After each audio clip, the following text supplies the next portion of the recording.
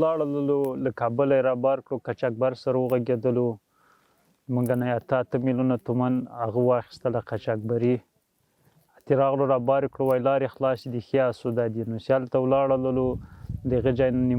نیمروز نه بیا بار کړلو نو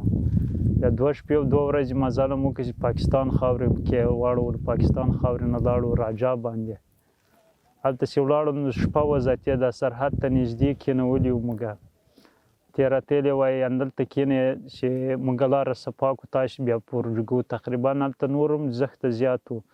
200 نفره ته به رسېدلی تعداد اتې ټول ناست وو بیا هلته د سرحد سره یو کانال ده کانال ته ده ویلې چې دلته موږ ته ویلې اول د هغه فاضله پایپ تېر شوی بال د هغه نه هغه د وړکۍ جار د هغه جار چې واوښتی بل جار ده هغه ډېر غټ و موږ ته ده ویلې چې دومره کوي د وړکۍ ده د دې نه واوړئ هغه چې هلته ورغللو موږ ویلې چې شپه وه تیاره وه خو ښکارېده نه